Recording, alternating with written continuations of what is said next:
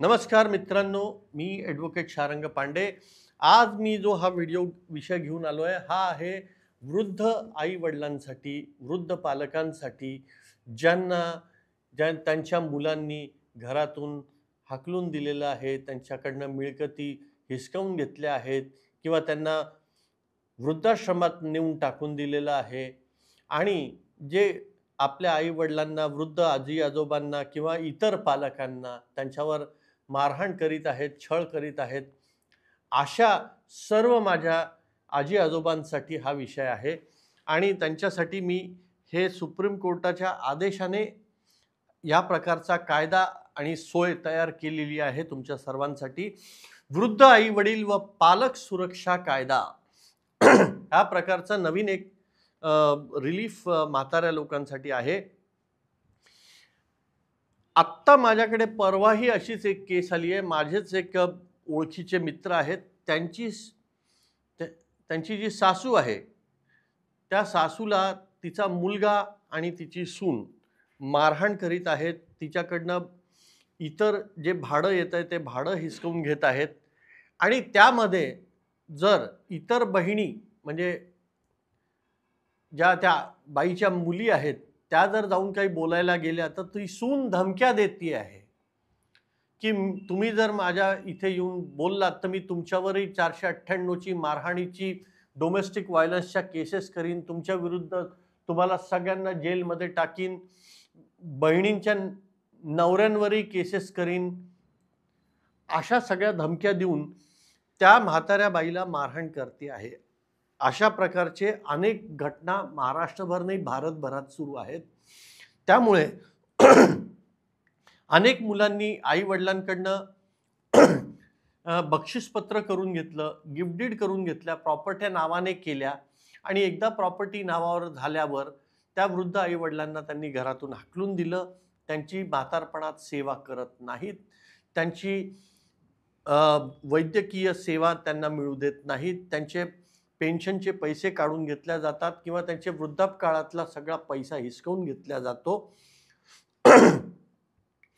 अनेक ठिकाणी नातवंडांनी हे प्रकार केलेले आहेत आणि लज्जास्पद गोष्ट एकच आहे या सगळ्या घटनांमध्ये की ह्या कायद्याचा उपयोग हा त्या म्हाताऱ्या आईवडिलांना किंवा त्या वृद्ध आजी आजोबांना किंवा पालकांना आपल्याच जन्म दिलेल्या मुलांच्या विरोधात करावा लागणार आहे आणि हा कायदा तेवढा कडकपणे कारवाई करणार, तुमच्याच मुलांवर कारवाई करावी लागेल तुम्हाला.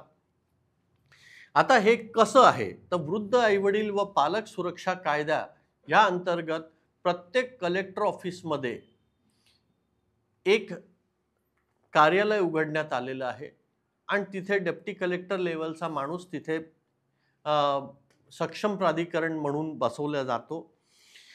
असे जर प्रकारचे अन्याय अत्याचार जर तुम्हा वृद्धांवर किंवा म्हाताऱ्या लोकांवर होत असतील, तुम्हाला घरातनं हाकलून दिलेलं असेल, तुम्हाला मारहाण होत असेल तर तुम्ही हिम्मत करा, घरातनं बाहेर पडा आणि रिक्षा करून या कलेक्टर ऑफिसमध्ये जा किंवा जवळच्या पोलीस स्टेशनला जा आणि पोलीस स्टेशनला जाऊन पोलिसात सगळ्यात पहिले फिर्याद नोंदवा आणि पोलिसांना विनंती करा, ते तुम्हाला ह्या कलेक्टर ऑफिसमधल्या सक्षम अधिकाऱ्याकडे घेऊन जातील.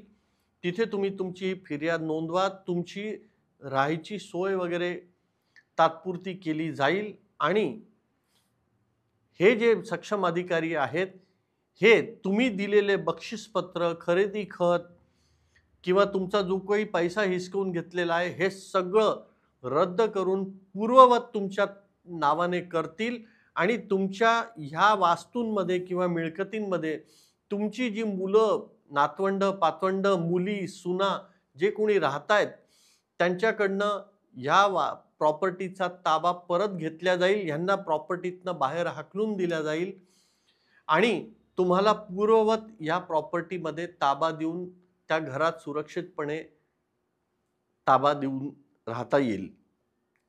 फक्त एवढंच आहे की तुम्हाला हिम्मत करून घराच्या बाहेर पडावं लागेल. सगळ्यात पहिले तर तुम्ही घरातनं बाहेर हिम्मत करून पडा आणि लगेच जवळच्या पोलीस स्टेशनमध्ये जा आणि पोलिसांना विनंती करा आणि तिथून या सक्षम अधिकाऱ्याकडे नक्की जा आणि तिथे तुमची पूर्ण कैफियत मांडा, तुमची गाऱ्हाणं मांडा, तुमची तक्रार लेखी द्या. तिथे तुम्हाला न्याय मिळेल, कारण की तसा सुप्रीम कोर्टाचा आदेश आहे. सुप्रीम कोर्टाने आणि माननीय न्यायालयाने या प्रकारे तिथे योग्य कारवाई करण्याचे आदेश दिलेले आहेत.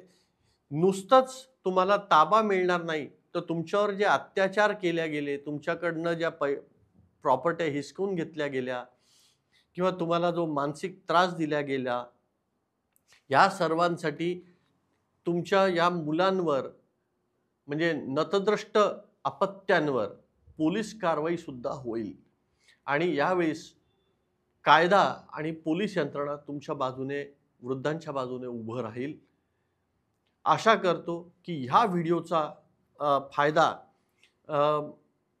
माझ्या अनेक आजी आजोबा आणि पालक जे माझे पितृतुल्य आणि मातृतुल्य आहेत या सर्व लोकांना होईल आणि ते एका खूप वाईट अशा प्रकारातनं त्यांना न्याय मिळेल अशी अपेक्षा करतो. लवकरच एका नवीन विषयावर बोलायला भेटूया. तोपर्यंत माझ्या आजी आजोबांनो, कृपया सुरक्षित राहा आणि तुमच्यावर अन्याय होत असेल तर चूप बसू नका. आवाज उठवा आणि लवकरात लवकर पोलीस स्टेशन गाठा आणि सुरक्षित व्हा. नमस्कार.